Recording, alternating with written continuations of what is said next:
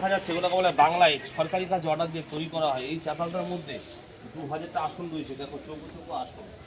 এই আসনগুলোর মধ্যে বসে একসাথে 2000 লোক নামাজ পড়ার জায়গা। এটা নামাজ হতো আজ থেকে 300 বছর আগে। এই যে উপরে বালাগুলো রয়েছে এর উপর দিয়ে তাবু বা সামিয়ানা দেওয়া হতো, আসনে বসে যারা নামাজ পড়তো তাদের কাছে রোদ বা বৃষ্টিটা না পড়ে ছাউনি। আমরা উঠে এসেছি পশ্চিম দিক, এটা হচ্ছে পূব দিক। পূব থেকে পশ্চিমকে মুসলিমদের কাবা শরীফ বলা হয়। আমরা পৃথিবীর যে প্রান্তে চলে যাই মৈত্রের মুখটা সবসময় পশ্চিম দিক করা থাকে। মুসলিমদের পশ্চিম দিকটা শুভ, আমাদের হিন্দু হচ্ছে পূব দিকটা শুভ। ভেতরে চলে আসবে।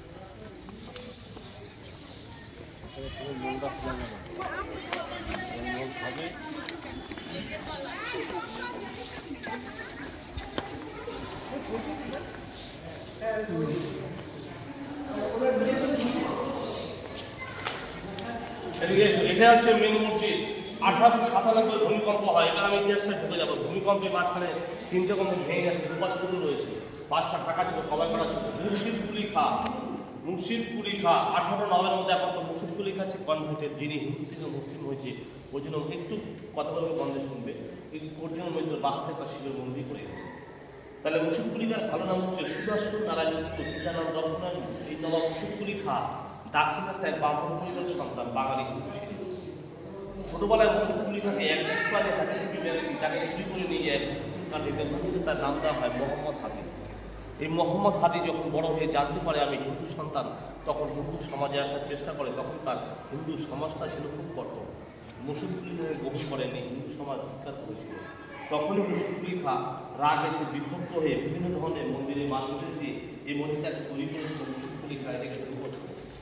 তাহলে 1723 থেকে 1724 মধ্যে গল্প হয়ে যায়। 25 নামা মুর্শিদকুলি খাঁ মারা যায়। তাহলে 1706 থেকে 1725 নামা মুর্শিদকুলি খাঁ রাজত্ব করেছিল 19 বছর। এই যে 18টা নবাব, এর মধ্যে 5 জন ছিল আপনার স্বাধীন নবাব। তাহলে কারা কারা ছিল? মুর্শিদকুলি খাঁ পরে সুজাতুল্লাহ জামাতা, তারপরে সরফরাজ খান, সিরাজ কিন্তু আপনার শেষ স্বাধীন নবাব। তাহলে মুর্শিদকুলি খাঁর সাথে সিরাজের কোনো সম্পর্ক ছিল না। আলীবর্দী খান নাতি হচ্ছে সিরাজ, তাও কি মেয়ের পরে নাতি তো। সিরাজের আসল নাম কি? মির্জা মোহাম্মদ। মসনদে বসার পর উপাধি পান সিরাজ। সিরাজ কথা শুনি, সিরাজ যে সোল্ডারটা নিয়ে যুদ্ধ করতো সেটার হাইট আছে 5.5 ফুট। ও সিরাজকে ষড়যন্ত্র করে মেরেছে, সামনে থেকে সিরাজকে মারা মতো ক্ষমতা কেউ নাই। মসনদে বসার পর উপাধি পান সিরাজ। সিরাজ কথার অর্থ হচ্ছে রাষ্ট্রের প্রদীপ। 1757 সাল বৃহস্পতিবার 23শে জুন দুপুর 2টায় হয়েছিল পলাশির যুদ্ধ। তো নামা মুর্শিদকুলি খাঁ বলে গেছিলেন আমার সমাজের স্তরটা এমন করে দেওয়া হবে যত নামাজিরা, কত বড় মহান ব্যক্তি হলে কথাটা বলে যেতে পারেন, যত নামাজিরা যত নামাজ পাঠ আসবে সকলে আমার পুকুরের মধ্যে মারি জন্ম শস্যা দানার মতো একটু দুটো আমার গায়ে দিকে করলে আমি পাপ থেকে মুক্ত হবো। লম্বায় মুর্শিদকুলি খাঁ 6.5 ফুট আর সিরাজ ছিল 7 ফুট 2। আসো দেখা দেখে না।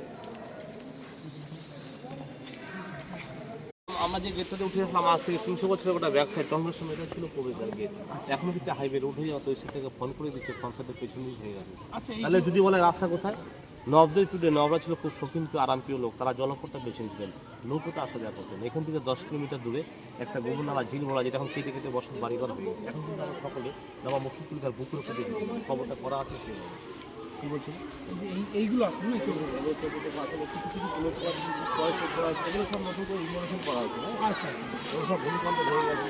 আচ্ছা।